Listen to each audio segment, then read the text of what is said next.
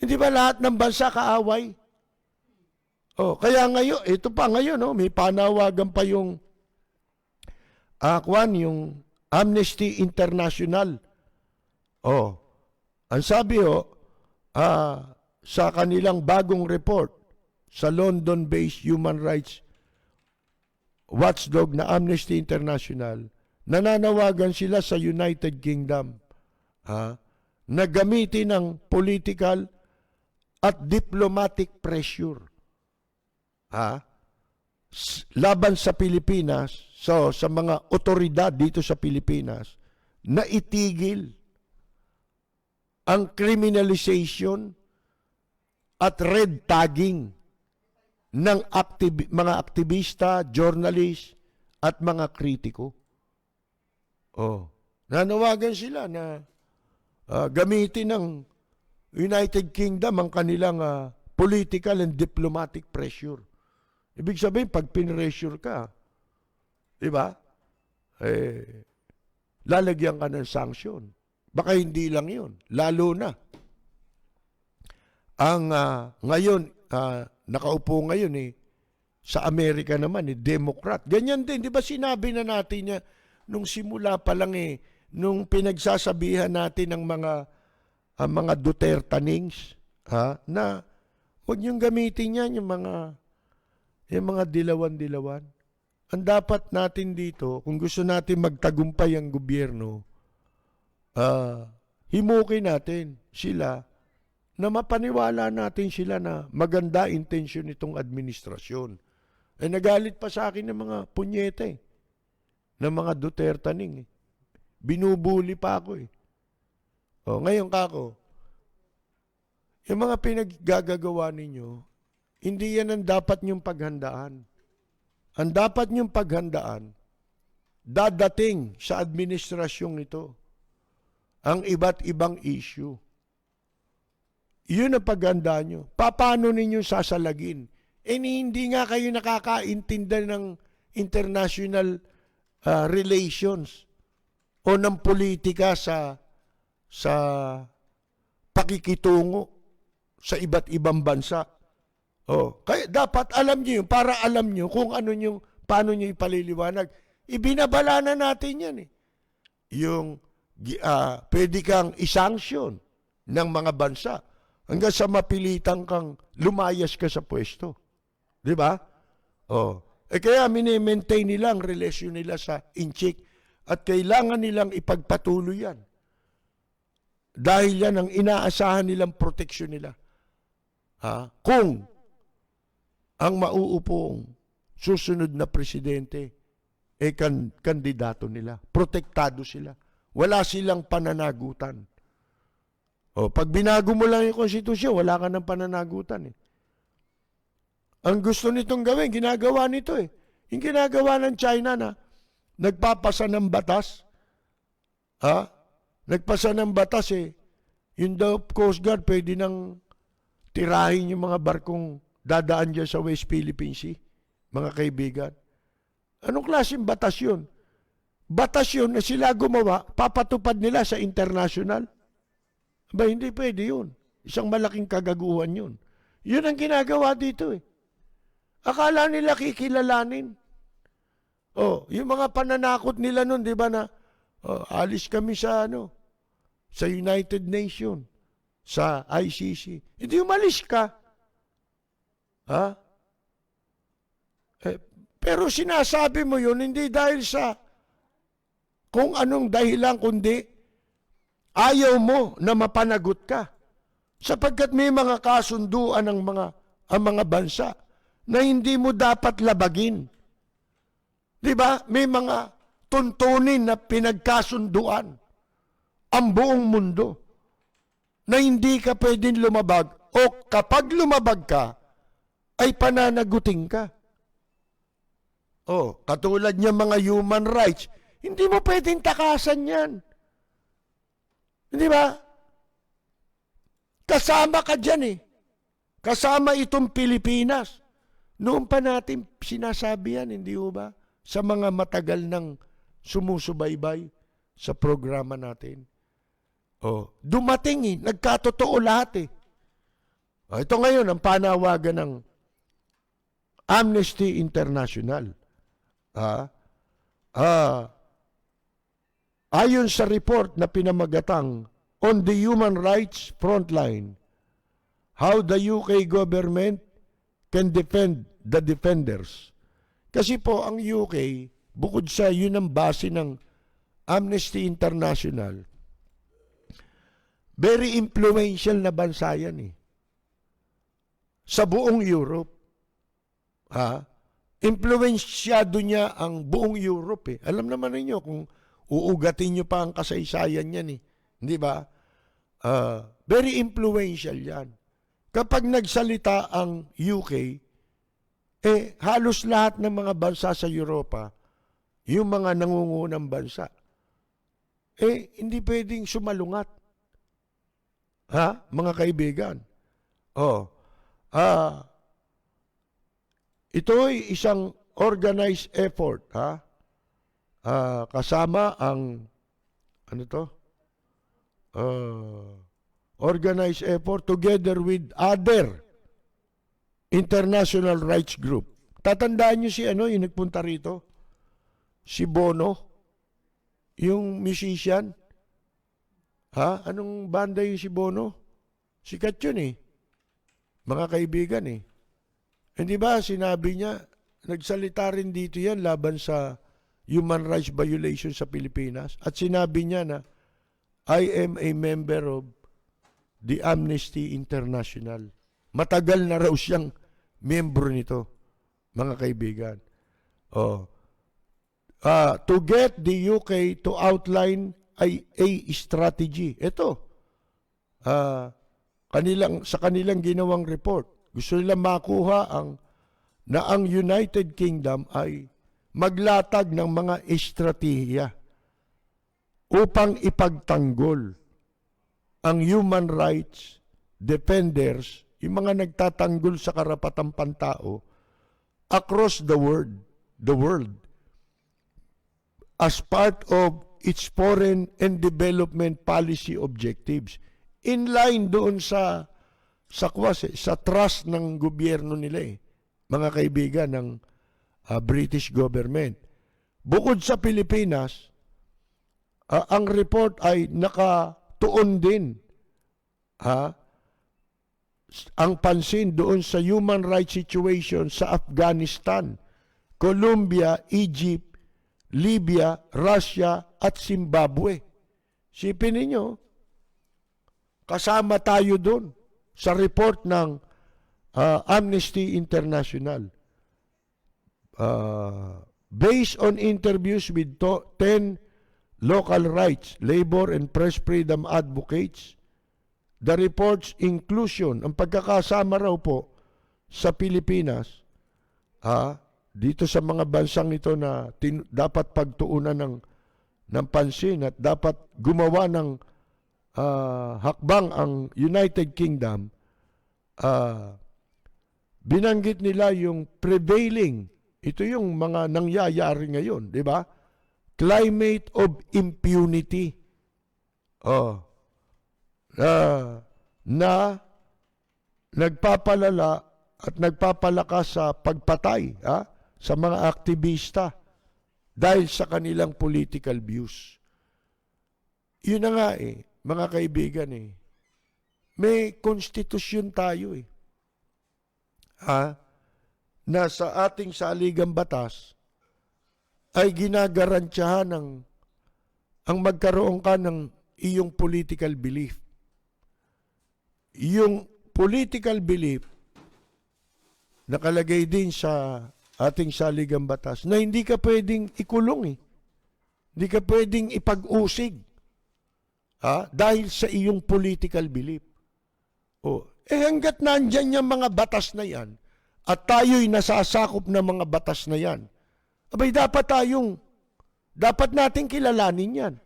Hindi yung pwedeng kahit presidente ka pa o kung sino ka mang Herodes, hindi pwedeng ipapatupad mo yung konstitusyon o ipapatupad mo ang batas na labag sa konstitusyon. Sa ayaw at sa gusto mo, pasakop ka.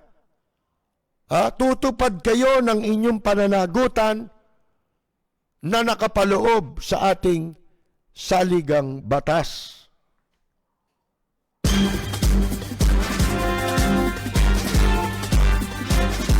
Si Ka-Percy Lapid, bumabanat. Lapid Fire!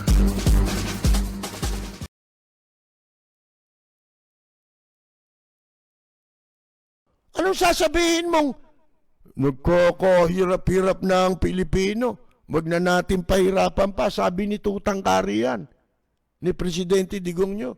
Darating din ang panahon, na mai-implement ito dahil batas na po ito. Kahit na batas yan, pwedeng bawiin yung batas na yan. Pwedeng baliwalain ng Kongreso yan. Bakit hindi yun ang isinulong mo? Ba't nagdadadakda kayo? Di ba? Kung talagang concern nitong mga taong ito, kasi wala na tayong naranasan dito sa ilalim ng administrasyon ngayon na hindi tayo nahirapan. Lahat na lang, puro pagpapahirap, imbes na makaisip sila ng mga batas kung paano nila pagagaangin ang buhay ng mamamayang Pilipino. Di ba yun ang sinasabi natin nung pagkaupo nito? Ano sabi natin? Mr. President, hindi kami umaasa na pagiginhawahin mo kami. Ang nais lamang namin sa inyong administrasyon nung tayo'y wala pang nakikitang baluktot dahil nag-uumpisa pa lang. Ano sabi natin? Ang gusto lang ng mga mamamayan, gumaan ang pagdadala ng buhay. Hindi natin sinasabing, hoy, dyan sa administrasyon mo, siguraduhin mo na giginhawa ang mga Pilipino. Hindi natin kailangan yun. Ang kailangan ng mga mamamayan ay gumaan ang pagdadala ng buhay. Hindi yung lalo ninyong pinahihirapan. Pinahihirap ninyo hindi ba? Lahat na ng batas, train law, mga kaibigan. Lahat na sa sabi natin, itong train law, tatamaan ito mamamayan, hindi yung mayayaman. Parang yan kamukha rin niya ng bat. Di ba? Kaya lang, itong train law, ginawa nilang utay-utay. Kumbaga, killing me softly. Unti-unting pagpatay sa mamamayang Pilipino. Sino makikinabang? Inalis kunyari, di ba? Ang ang manipulation doon, tsaka yung deception sa train law, naglagay ng bracket, di ba? Na hanggang kumikita ka ng 250,000 ay hindi ka nakakaltasan ng ng buwis, di ba? Hindi ka nakakaltasan. Mga kaibigan, di akala mo ngayon ang laking ginhawa, di ba? Pag sumusweldo ka sa gobyerno, di ba? Halimbawa, 15,000 ang sweldo mo isang buwan. Ang matatanggap mo na lang, dati, nung wala yung train law, 13,000 almost, di ba? Or more or less, 13,000 dahil kakaltasin yung income tax, di ba? Mga kaibigan. Ngayon, akala mo ngayon, guminhawa ka. Kasi, bilangin mo yung natipid, halimbawa, 2,000 a month. Times 10 mo yun, 2,000 is 20,000. Annual. Tsaka plus 2 months, di 24,000. Ba? Isipin mo, laki ng ng benepisyo ko pinaliwanag natin, di ba? Akala mo, nakinabang ka. Napagaang ang buhay mo. Hindi. Bakit? Kasi, mga kaibigan, inilipat yung buwis doon sa commodities, sa mga produkto, na hindi naman magbabayad yung mga manufacturers, yung mga may negosyo, hindi naman sila eh. Kukunin din nila sa iyo yun sa pamamagitan ng buwis. Yan lang bat, di ba? Nagbabayad ba ng bat yung mga yan? Ang nagbabayad ng bat tayo, mga kaibigan. At ang masama, kumikita pa sila. Diyan sa train law na yan, ang kumikita dyan, mayayaman. Mga kaibigan, dahil yung dapat na sila o sa kanila manggaling yung ibabayad nila, saan nila kukunin? Sa taong bayan. Paano nila gagawin? Tataas nila yung halaga ng bilihin. Mga kaibigan. Kaya deception eh. Akala mo nakatipid. Ngayon, di ba, kung ano ang routine mo sa buhay mo araw-araw, empleyado ka ng gobyerno,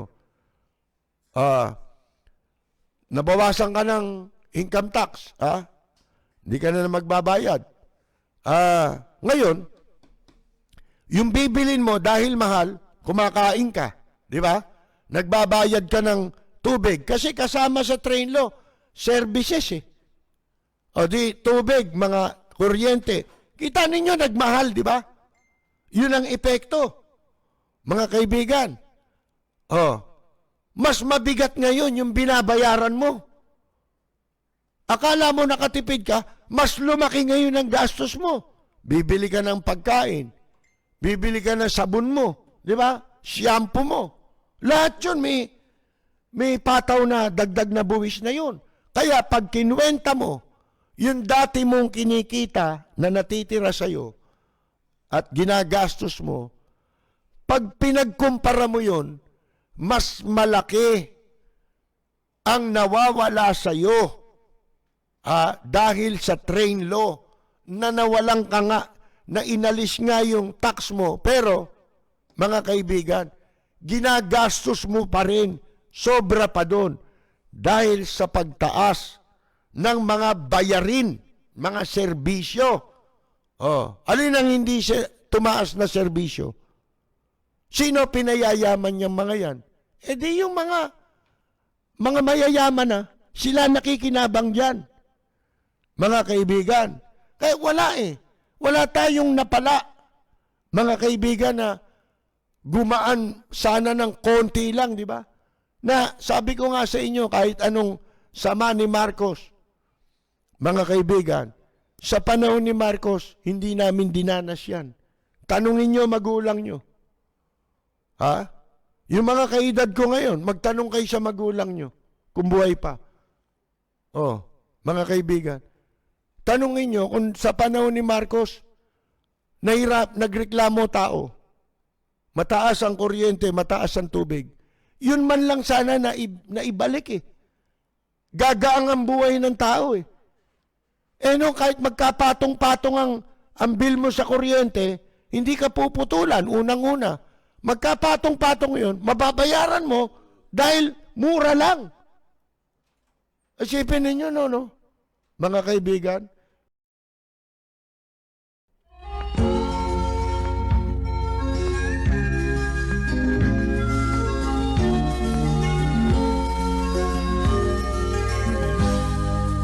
bayan ko ay isa ang lahi. Dito'y wala ang pagkukunwari. Hindi padagay, sadyang kilala sa daigdig. May pagkakaisa sa bawat nais.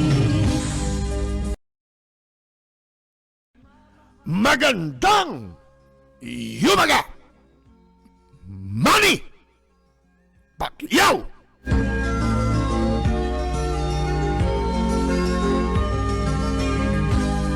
Ang bayan ko'y punong-puno ng yaman. Bakit ito'y kailangan pang iwanan? Hindi nga ba't anong sarap mabuhay ng